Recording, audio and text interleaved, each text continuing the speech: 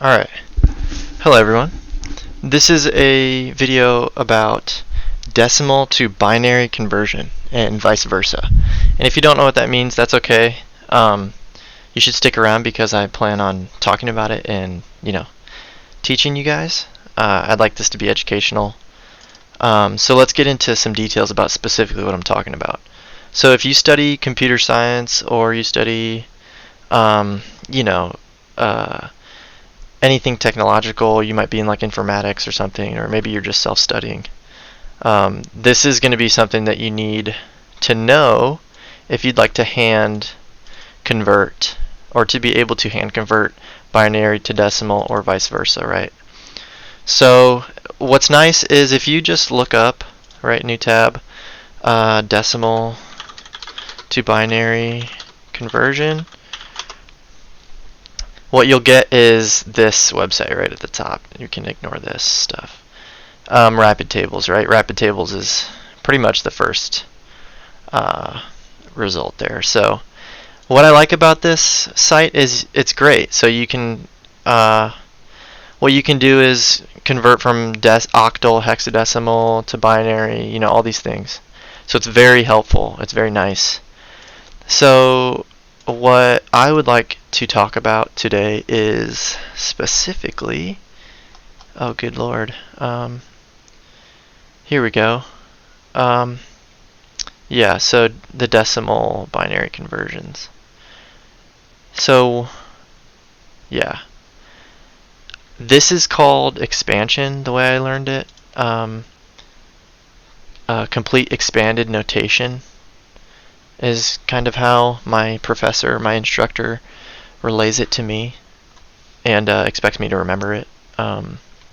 So this is the conversion from binary to decimal here, right? So sub 10, and here you have sub 2, which just means the format of the number, or base is the word. My apologies. So it's 13 base 10 because we're using the base 10 number system, when we talk about normal numbers, Arabic numerals. And so here we've got some binary with base 2, right? Because all you can represent with binary is two integers, two digits, right? 0 and 1. I don't know if 0 qualifies as an integer. I don't think that's technically correct. Anyway, but what I like about this website specifically is all this handy, all these handy options, along with the binary complete expanded notation method provided, right? So that's quite helpful. So the thing is, if you wanted to go from decimal to binary, if you wanted to reverse this process, there isn't really a way to do it that is super conveniently easy that I can see on this website, right?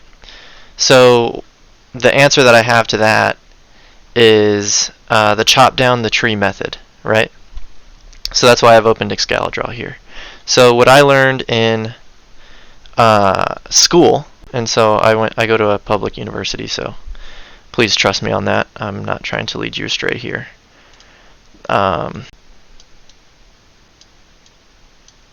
Right, binary to decimal. Okay. So we have 1, 0, 0, right? So we've got 4 digits here. So if we want to convert this to decimal, that's what this website shows you. So here we've started off with a binary number, and we're gonna represent that in complete expanded notation, which is simply just taking the space 2 to the second power, 2 to the first power, 2 to the second power, and 2 to the third power, right? So this is complete expanded notation. Not yet, but once I do this, notice we have a 1 here in this space, so we're going to do 1 times 2 to the third power, right? Because we have a 1 in that space right there. So then we're going to add the second term here, and we're going to do 1 times 2 to the second. Okay. And notice we have a 0 here in this spacing for the 2 to the first, so we're going to add a 0 times 2 to the first power. And this is called, once again, complete expanded notation.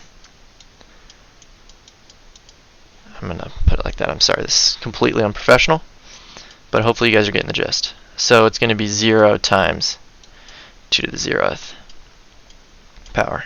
So here's our complete expanded notation, which we can represent as what, right? So all we're going to have to do is complete the math here to get our final answer in decimal. You'll notice that this is like, if I put a parenthesis around this term, or this big term, it'd be base 2, because we're still talking about binary here.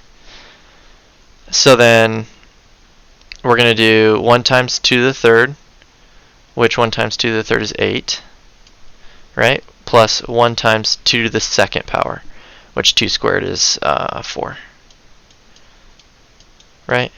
And then we've got 0 here, which anything times 0 is 0, right? Plus 0 equals 12. And that's base 10. Okay? So that's complete expanded notation, right? And that is what's displayed here, right? So that's, I think quite helpful about this website. But what I think this website lacks is something called chopping down the tree method. And what this is helpful for is when we want to reverse this process, this binary to decimal process. Say we want to go to binary from decimal, right? So we have a different situation here, right? Let's start decimal to binary. Okay. Awesome.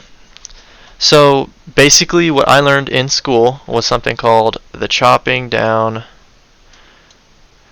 the tree, right? So if we start with a binary number, or I'm sorry, a decimal number, because we're starting with decimal here. So let's pretend we have 12, or let's double that. Let's make it 24. And that's base 10, right?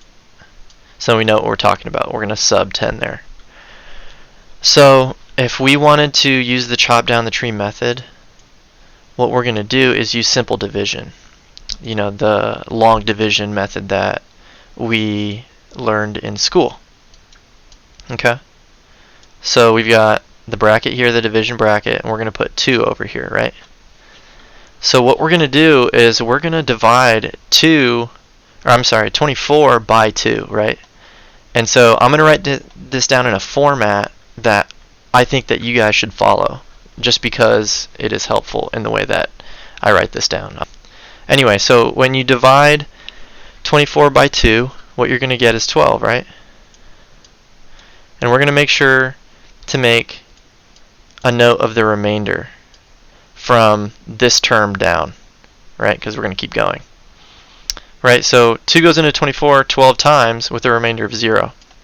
Right, so that's helpful, right? So now we have to do that again. Let's write another bracket and write another 2 here.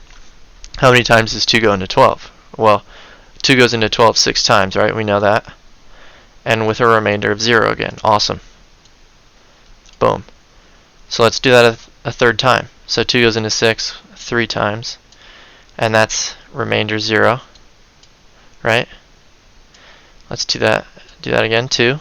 So now we finally have a situation where we're going to have a remainder, right? So let's put 2 into 3 one time with remainder 1. Right?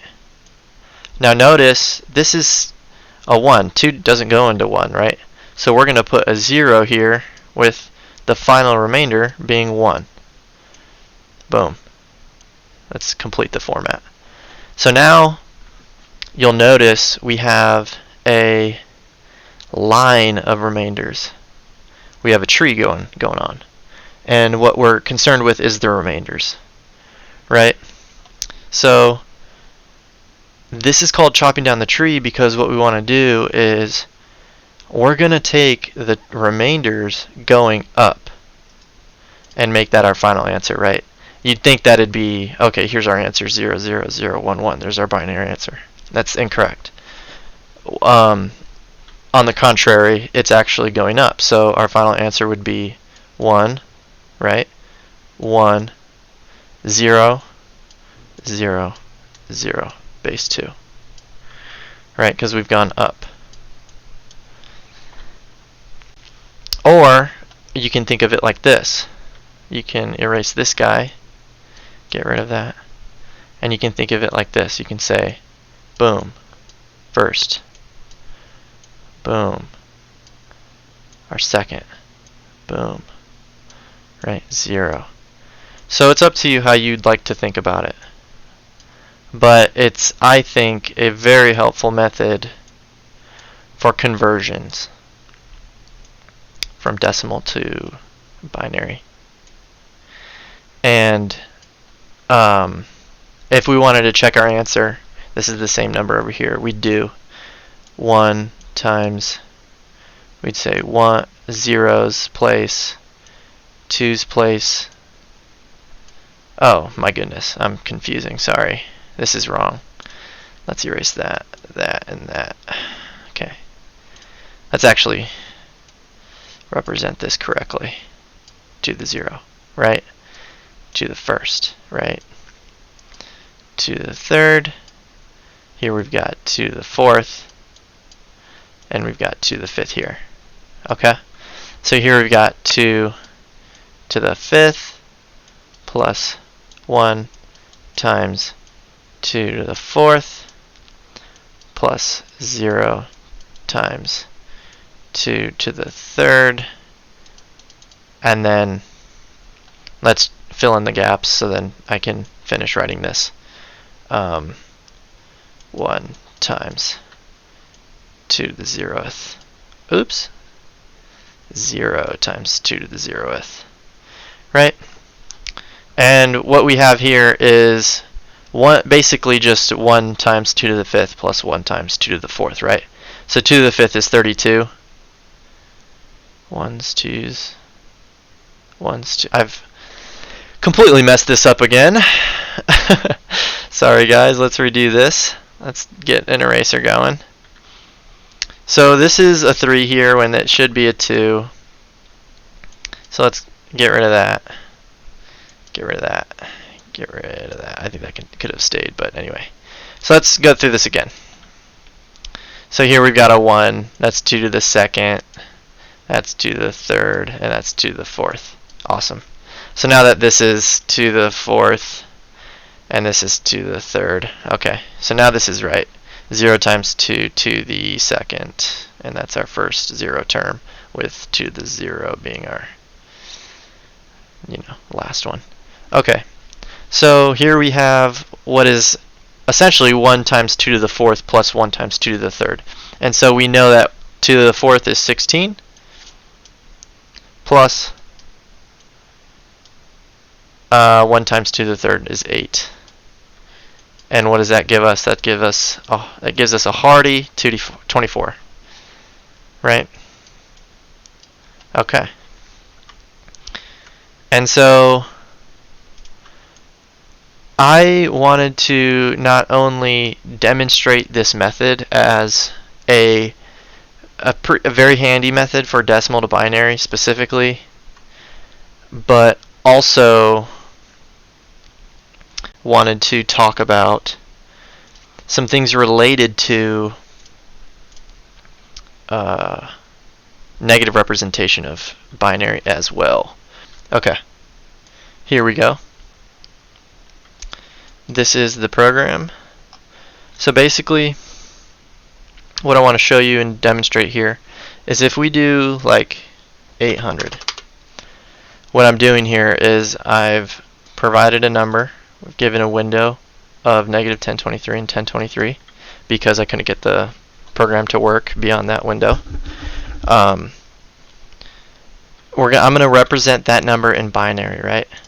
And I'm going to show you how I do it, right? Here's the chopping down the tree. Notice that this number, 110010 at the end, 1, 1, 0, 0, 1, zeros to the end, right?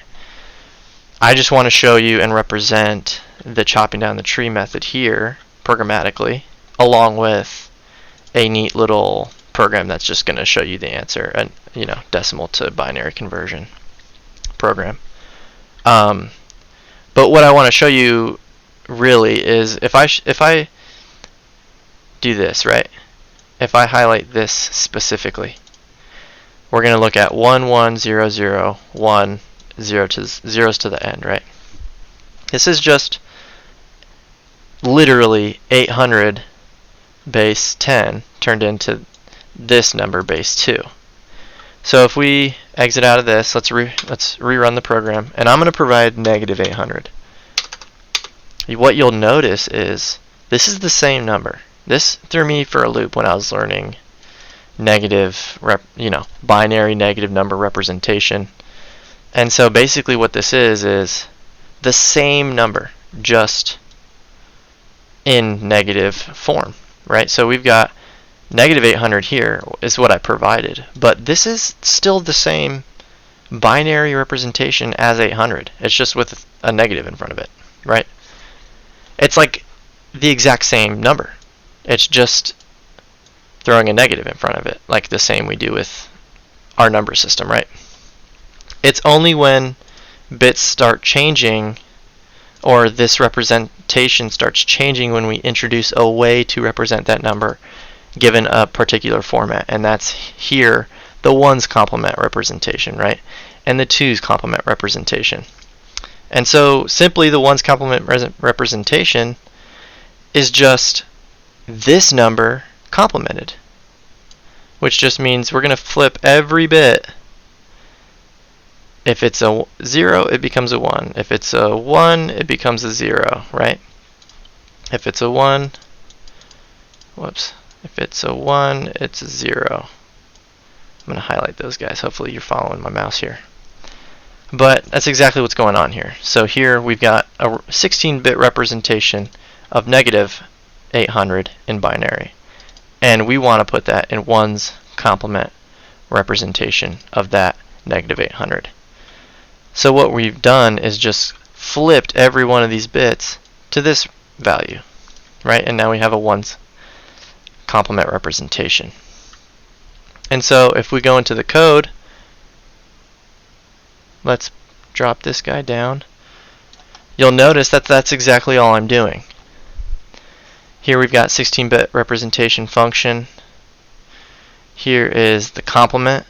This is the function I use to complement the number. And you'll notice that all I'm doing is I'm taking in an array called binary. I'm going to make a new array called complement array, basically. And it's going to be the same length as the supplied binary array.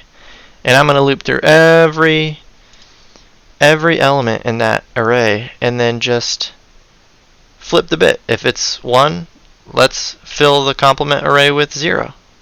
And if it's anything else than 1, which means it's 0, then we know to make the complement array same element 1. Right? And so that's all it's doing. And so when we have let's go back here. So when we have a 2's complement number, that same number, we're going to take that complement and then add 1 to it. And that's our 2's complement representation, right? So all I've done, and you'll see that reflected in the code, right? And that's what I think is helpful with this program. I'm going to link this program in the description, and I want it to be open source and available for you guys to mess with. And this is going to be yours after I'm done displaying it to you guys. So you'll notice that the 2's complement is just complementing the binary array, and then I'm going to add 1 to it. And here I have the logic for adding a single 1 to an array through bit adding and stuff. This calls bit adder. And so I think that's all pretty interesting stuff, and I think if this reaches the right audience, then those intrigued will find it interesting as well. And so, what was I getting at here? So yeah, so this is all that the 2's complement is. You'll notice that I've added 1 here. Boom, makes that 0, right? Carry the 1. 1 plus 1, boom, makes that 0. Carry the 1, right? And so there you've got a full correct 2's complement of negative 800. And so just to make sure, let's go back. Sorry for the blinding once again. Let's do the 2's complement. Let's look at that, right? And let's compare. So here, for negative 800, we've got 0s, 1, 2, 3, 4 with 3 1s, right? 1, 2, 3, 4 with 3 1s, 2 zeros in the middle, and then 1, 2, 3, 4, 5, 6 1s. 1, 2, 3, 4, 5, 6 1s, right? So this is correct, okay? So that's what I think is interesting. I'm hoping that you guys find that interesting. This is a program simply just to demonstrate that method. I think it's quite helpful. And so if you use both these tools, it might help you do some homework, right? It might help you, get the right answer on whatever assignment you might be working on, or if you wanted to just mess around with the program, then you could, right? And so that is pretty much it. I don't know. This code, I guess this code isn't great. So if you have a if you have a problem with it, I'd totally expect you to. That's fine. It's not at all polished, but it is what I think is helpful and pretty, in my opinion, my humble opinion. It's going to work with the window provided, right? So like I did some error checking for too big number, right? This number is not in the right range. But if we did a number in the range, right, 789. Oh, and here's a good little thing to add about 1's complement and 2's complement number that kind of confused me. So a good note is that the 1's complement and the 2's complement representation is only helpful for negative numbers. It's not only helpful for negative numbers, obviously. I think to the computer it's always going to be helpful, but I'm saying to the human, right? Like if you are doing a test or whatever, if you want to learn this stuff to complete an exam or something, just realize that the 1's complement representation is simply just the normal binary representation of a positive number. But so is the 2's complement representation. 1's and 2's complement representation are exactly the same as the number in binary when the number provided is positive, right? It's only going to change and be different when the number is negative, these two values. So just a little, an additional little note for you guys.